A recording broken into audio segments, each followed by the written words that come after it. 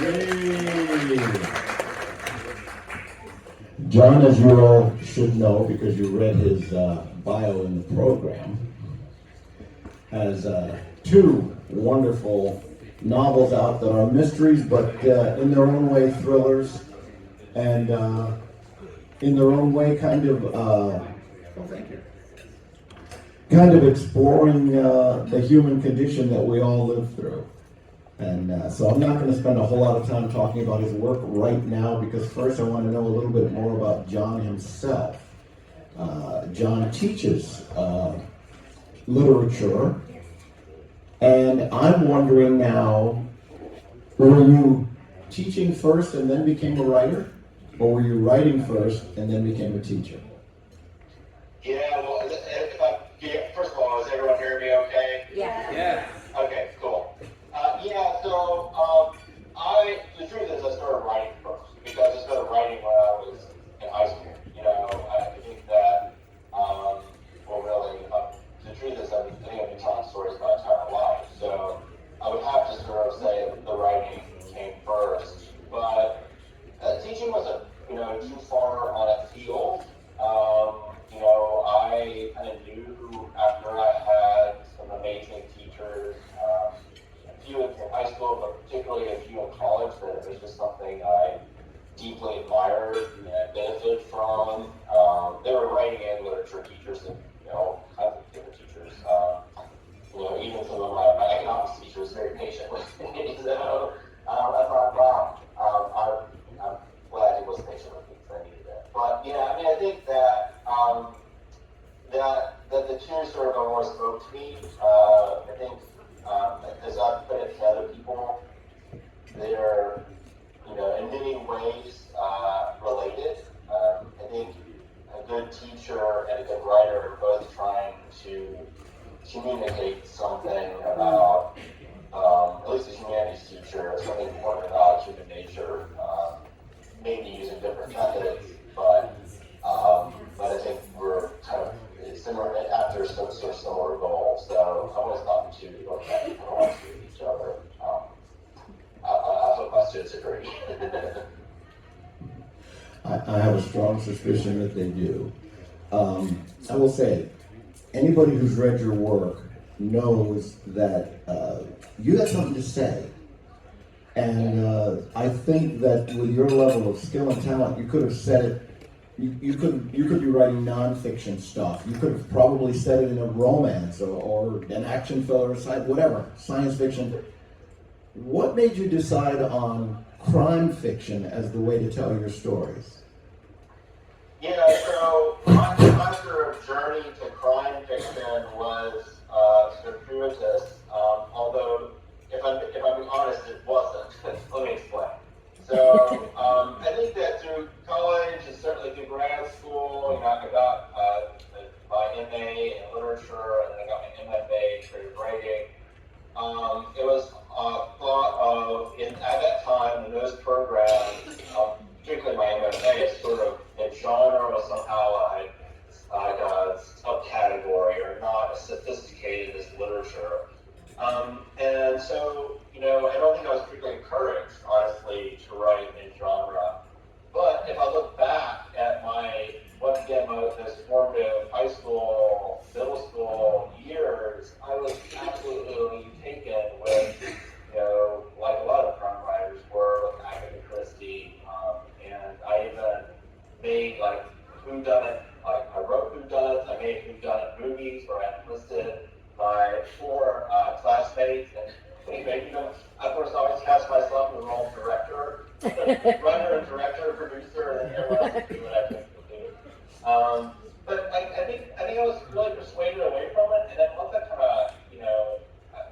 honestly got out of that mindset and realized that I love crime stories and that they are completely sophisticated and layered form of literature. That was that sort of idea of high and low, genre, literary, frankly, nonsense.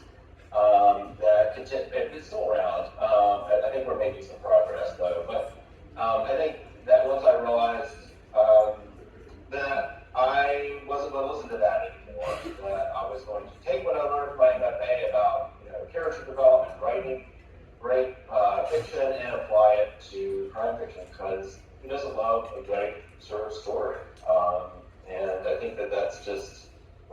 stories are they're just, the structure is just so wonderful. It's really about, digging back and unfolding, I guess the sort of relationship between the story of the present and the story of the past.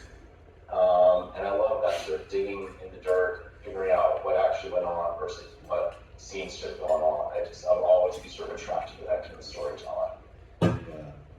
Finding the reality as opposed to whatever myth may have grown up over the years of what happened. I love that. Yeah, and the funny thing about that, Austin, is that so much of this literature that I was studying in college, like, modernists, like Virginia Woolf and stuff, they're after the same kinds of things. They want to dig in and figure out it's sort of, what is reality? What is the truth? They're all after the truth. So, it's just funny that we make these sort of categories. We distinguish them in sort of this high-level way. We're all after kind of the same things. It's also really interesting to note that some of the high modernists really love crime fiction.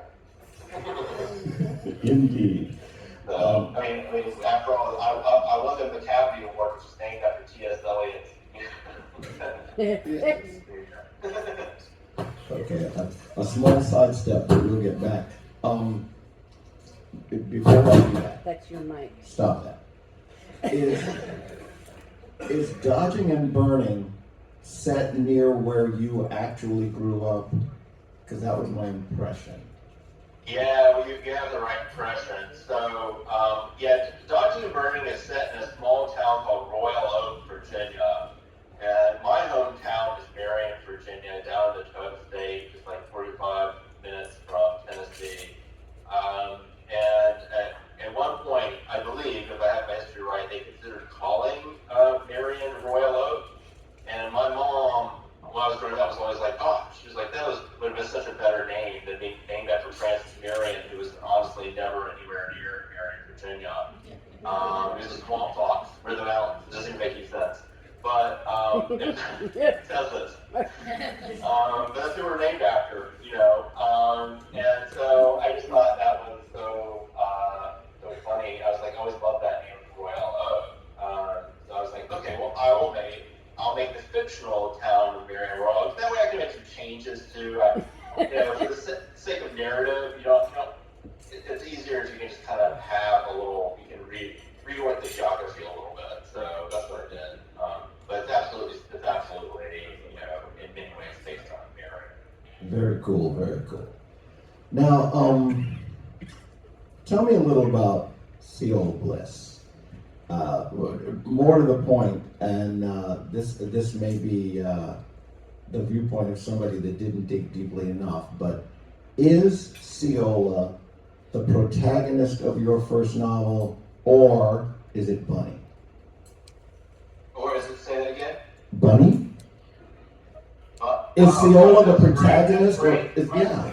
Yeah, so Ceola and Bunny, they share narrative points of view in Dodging and Burning, and Ceola is, sort of, spunky 12-year-old girl, tomboy figure, and she has this sort of, ferocious desire to, solve the crime. She's been inspired by her brother's, storytelling that did with her. And by the way, Robbie has died before. This was set in 1945, 44, 43, 45. And so, and then you have Bunny, who was in love with, or is in love with Jay, who has come home from war as a, war photographer and struggling with his own sexuality. And both Bunny and Ceola, Ceola's sort of point of view on her dead brother, and Bunny's point of view on Jay, they're all misreading what's there on the page. They're misreading both these men and young men. And so I can't really, to answer your question, I can't really get a protagonist. And they really share the narrative. I guess they're dueling protagonists, because they do fight with each other some, and they fight over what the truth is. They also need each other to resolve,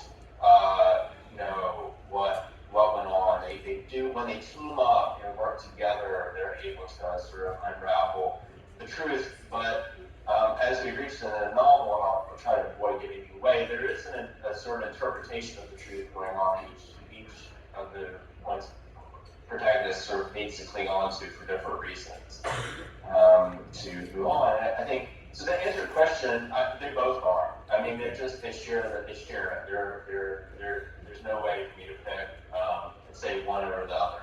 Okay. I think that part of what makes this a really good story is it is not a lead and a sidekick. They kind of trade off, but you're really getting two full and complete points of view of what's happening here, and that's everybody in this room could tell you that's a damned hard thing to do well. So I was impressed. I lost some hair over that one. Okay, so I had to totally rewrite Ciola. I had to scratch Ciola and rewrite that point of view entirely. So just so you know, there was a journey for this thing. It did not come out,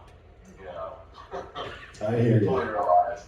Okay. So sitting now in the rearview mirror after winning a basket full of awards, it's easy to lose track of what it was like to type that first sentence. So I guess what I want to hear about is when you started out, how confident were you that people would actually want to read your prose and read that story? I don't know how confident I was. I got to a point where I needed to find joy in writing. I just needed to enjoy what I was doing. I suppose that getting an MFA and getting some, instruction bolstered me some. Like I felt like I had a certain degree of confidence. And keep in mind that for my MFA thesis, I wrote a novel that is on the shelf, right? Because it would need to be heavily revised if I want to show the world. But as I've gone through it, I had a degree of confidence and kind of written a novel at that point. So. But you're never without doubt. I mean, you're just never without, and it never ends. Believe me. I just finished my follow-up to the Savage Con called Mirrors, and you're always like, "Is this working? Is this?" So I don't think that you're ever fully confident. Honestly, I think if you are, maybe you don't think about that because I think it's that sort of a degree of questioning that you do as a writer is going to make you continue to be a better writer. And I always want to continue to improve. If you get a little too sort of, I got this, and you may not have gotten it. So I think there's a little bit, but you don't want to, not so much that it holds you back, not so much that you can't move forward. And I do see that with some friends over the years, some that have stopped writing altogether because they just from sentence to sentence they agonize. And some of them very educated. I noticed they got a lot of information about what it means to be a good writer, but they got so paralyzed because they were reading all these published writers that they couldn't move forward. And I thought, no, you've got to move forward and be comfortable with a degree of uncertainty, but still get the writing down on the page. So. Okay. One other not too fine point, but historicals. Historicals are hard. You have to know stuff. There's just a lot of things you have to get right, and obviously you did get it right. The Anthony for Best First Mystery says you got it right. What kind of research did you have to do to get Dodging and Burning in the place where the picky people weren't picking at you? Oh yeah. So it's hard. It's hard. The thing about historical is you're right. You do have to get it right, and you have to get it right, but you also have to make it believable.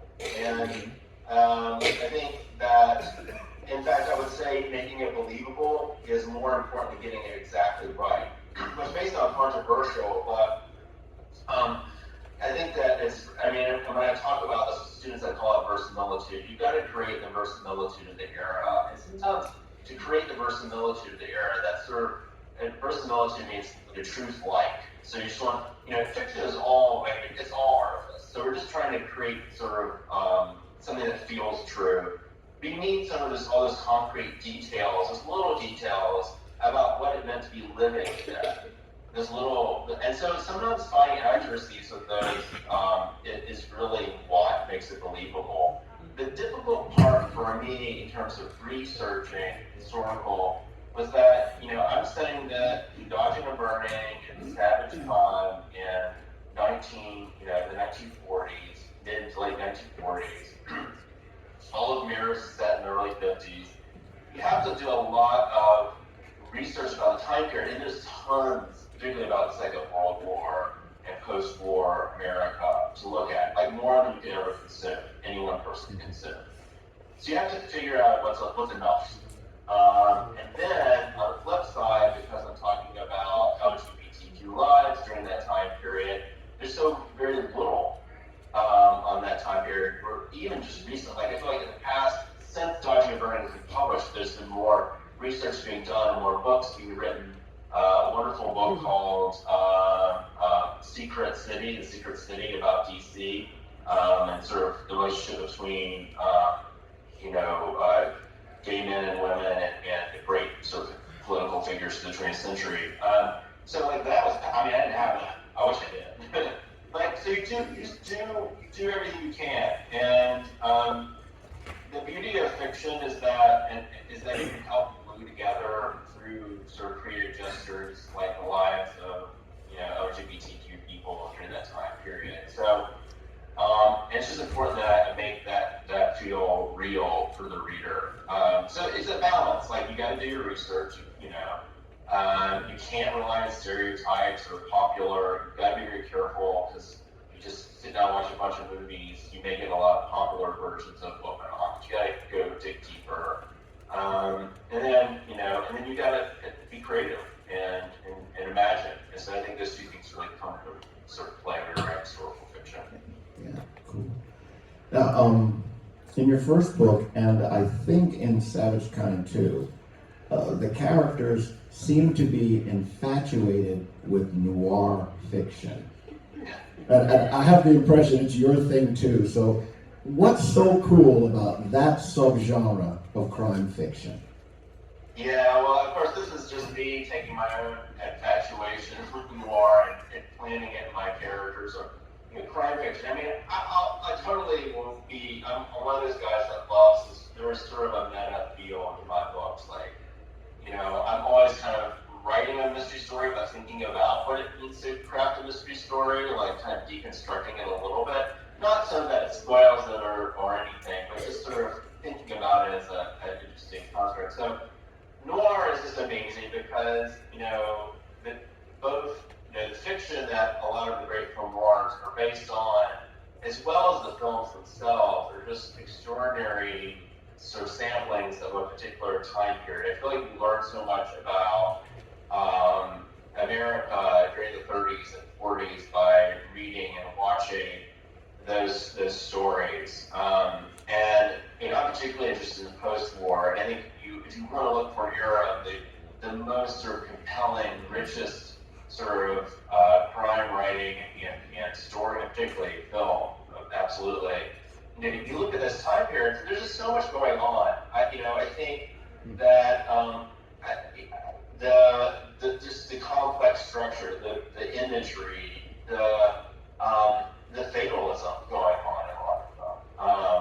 Now, I'm not particularly a fatalist, but I consider myself a realist. And I love to sort of think about like why were these fatalistic stories happening? The war was over, yet the darkest stories were being told post-war.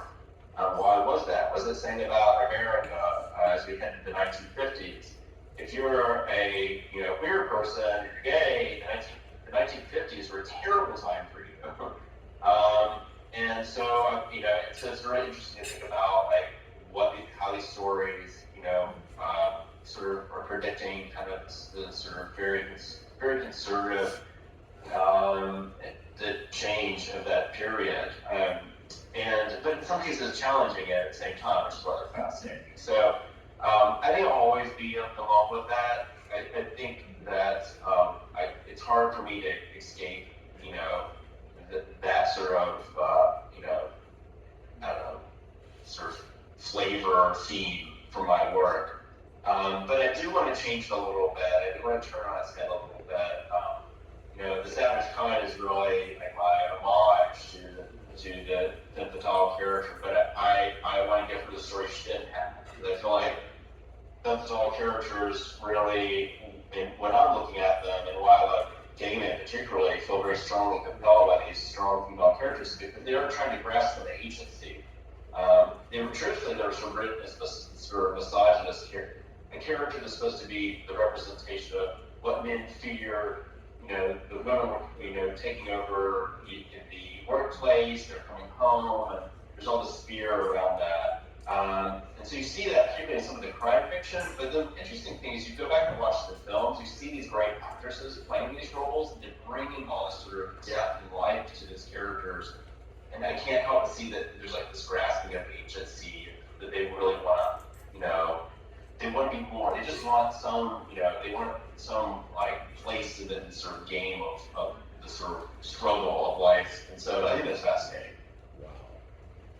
There is so much more I want to ask you, but they're waving at me that we've burned up our time, and I do want everybody to have a chance to run to the restroom and get back for your class, which is going to start at 9:15.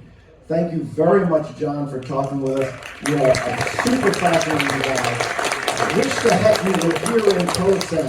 I know. Thank you so much for working this out. I'm so bummed that COVID spoiled things. Again. But at least I could comment and see you guys. Yes. So that, And maybe you'll swing by next year. Okay. Thank you very much.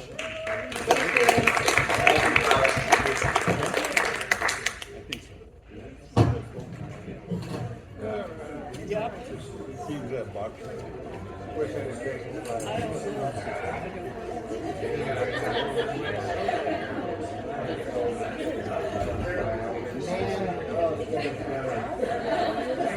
Now I'm winning twice as much. He has done it. You can, I'm gonna